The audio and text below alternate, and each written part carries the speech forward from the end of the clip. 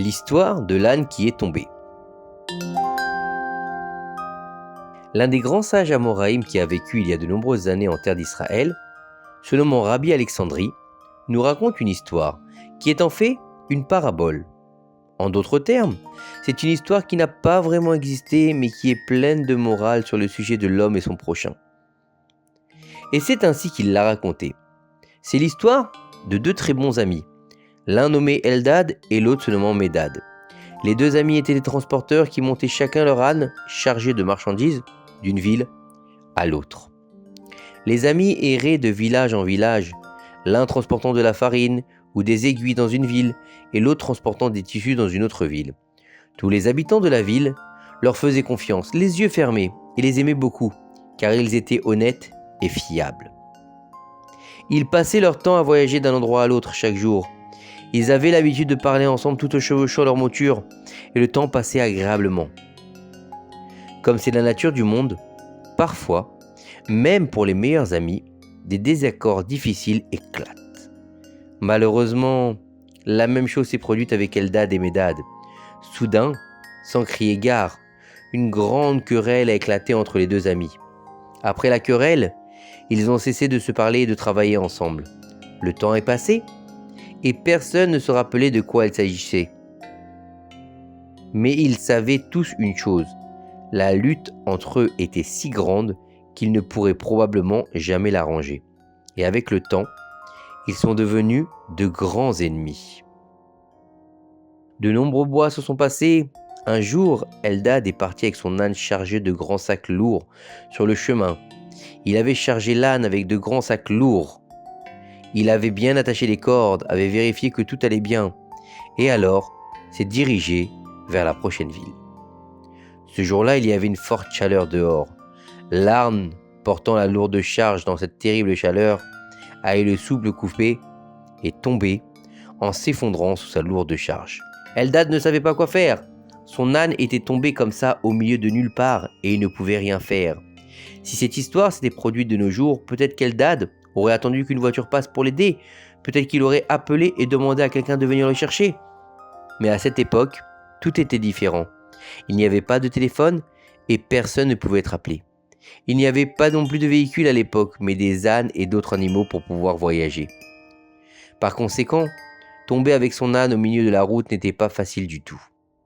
Eldad a essayé de desserrer les nœuds des cordes et avec beaucoup de difficultés, n'a réussi à n'en dénouer que quelques-uns. Il a essayé de descendre les sacs lourds de l'âne, mais ils étaient vraiment trop lourds et il n'y arrivait pas. Eldad était assis à côté de l'âne et ne savait pas quoi faire. Le soleil de plomb n'ajoutait rien à la situation. Eldad et l'âne étaient fatigués, assoiffés et épuisés. Soudain, Eldad a vu une silhouette chevauchant un âne au loin. Eldad était très heureux, il a sauté immédiatement, s'est levé sur ses deux pieds et a commencé à courir vers l'homme, espérant qu'il serait en mesure de l'aider et de le soutenir. Mais à mesure qu'il se rapprochait, ses yeux se sont assombris. Il a découvert que cet homme n'était autre que Médad, son ancien ami qui était maintenant son ennemi. Triste et désespéré, Eldad est retourné vers l'âne et a dit dans son cœur: jusqu'à ce que quelqu'un vienne ici pour m'aider. Voilà mon ennemi Médad. Quelle est la probabilité qu'il veuille m'aider? Je n'ai rien à lui demander. Il ne voudra certainement pas m'aider. Chers enfants, écoutez et entendez ce qui s'est passé entre-temps de l'autre côté. Médad chevauchait son âne quand soudain il a vu une silhouette assise à côté de l'âne au loin. Soudain, la silhouette s'est levée et a commencé à courir vers lui. Médad a compris que vraisemblablement cette personne avait besoin de quelque chose. Mais soudain, cet homme s'est retourné et est reparti s'asseoir à côté de l'âne. Médad ne pouvait pas discerner de loin qui était cette personne. Il ne pouvait pas se douter que c'était Médad, son ennemi, son ancien ami. Par conséquent, il n'a pas compris ce qui s'était passé là-bas et pourquoi l'homme s'était retourné. Ce qu'il a réalisé, c'est que l'homme devait avoir besoin d'aide parce que son âne était tombé. Il a fouetté son âne et se dirigea rapidement vers l'homme. Ce n'est que lorsqu'il s'approcha qu'il a réalisé sa grande surprise que cet homme n'était autre que qu'Eldad, son ennemi. Médad a pensé dans son cœur: eh bien, c'est Eldad, Mon ennemi, il mérite d'être dans cet état, pourquoi devrais-je l'aider? Après tout, si j'étais à sa place, il ne m'aiderait certainement pas. Medad a continué à avancer, ignorant l'état d'Eldad, son ancien ami. Mais après quelques instants, la conscience de Medad a commencé à s'éveiller. Attends, il a entendu une voix intérieure lui parler. Après tout, c'est ton ancien meilleur ami Eldad. Combien d'aventures et de voyages avez-vous traversé ensemble? Tu étais son si bon ami. Pourquoi le laisserais-tu seul comme ça? Mais de l'autre côté, il a entendu une autre voix intérieure lui parler. Laisse-le tomber, il te hait, et toute cette querelle n'a commencé qu'à cause de lui. Ce n'est pas toi qui as commencé, c'est de sa faute, donc c'est son problème, tu n'as aucune raison de l'aider. Une lutte interne féroce a eu lieu dans le cœur de Medad. Une lutte que nous avons tous connue à différents moments de notre vie. Une lutte éternelle entre le bon et le mauvais penchant. La lutte a été difficile, mais le bon penchant n'a pas abandonné. Il a continué à murmurer dans le cœur de Medad, lui rappelant le verset du livre de la Torah. Lorsque tu verras l'âne de ton ennemi qui est tombé sous son fardeau, aidé tu l'aideras. Après tout, la Torah nous l'a ordonné. Le bon penchant criait dans son cœur d'aider son ennemi. C'est spécifiquement cela que nous voulons pas aider et leur faire du bien. Une mitzvah si précieuse et rare vient à toi, Medad. Pourquoi devrais-tu la perdre? Medad s'est arrêté d'avancer et a réfléchi. Après quelques instants, il a pris une décision et s'est retourné et a avancé vers Eldad. Quand il est arrivé, il est descendu de son âne et sans dire un mot, a commencé à dénouer les nœuds. Eldad regardait avec des yeux étonnés ce qui se passait et ne pouvait pas croire ce que ses yeux voyaient. Sans dire un mot, lui aussi a commencé à dénouer les nœuds.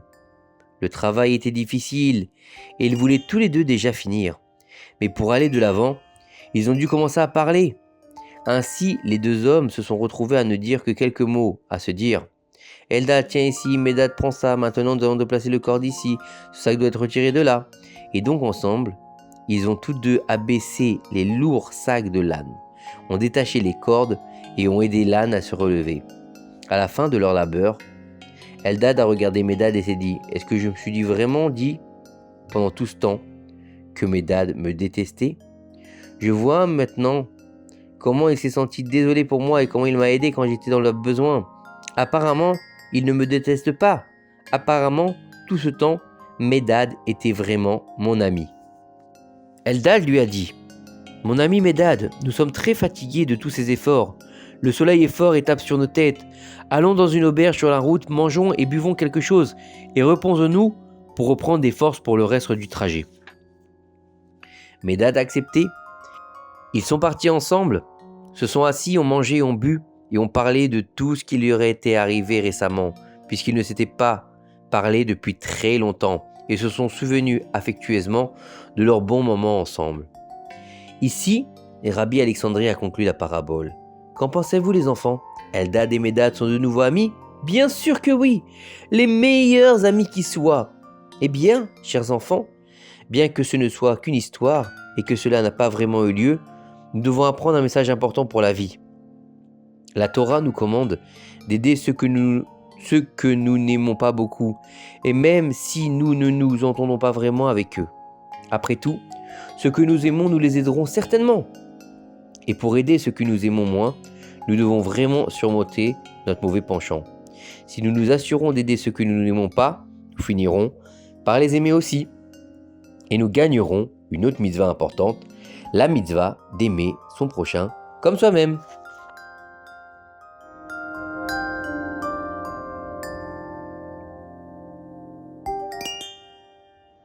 Maintenant, chers enfants, il est temps de faire Shema Israël tous ensemble.